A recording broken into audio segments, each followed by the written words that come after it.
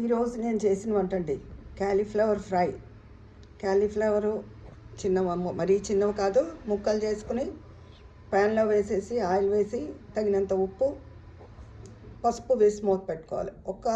7 నిమిషాలు మూత పెట్టుకున్నాక ఈ క్యాలీఫ్లవర్ మనం వేసినంత తగ్గిపోతుందండి ఉప్పుకి.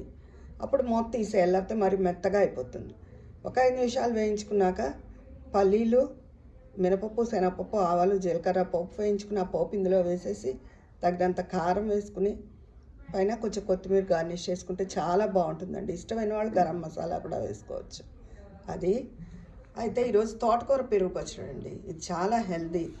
పెరుగు పచ్చళ్ళే అసలు హెల్దీ. ఎప్పుడు చెప్తాను కదా, మన పొట్టకి ఎంతో మంచిదని. ఇది కమ్మటి పెరుగులో తోటకూర ఉడకపెట్టేసుకుని కలిపేసుకోవడం.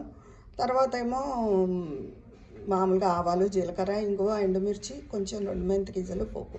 ఇదండి ఈరోజు నా వంట. తోటకూర పెరుగు పచ్చడి, క్యాలీఫ్లవర్ ఫ్రై. ఉంటాను.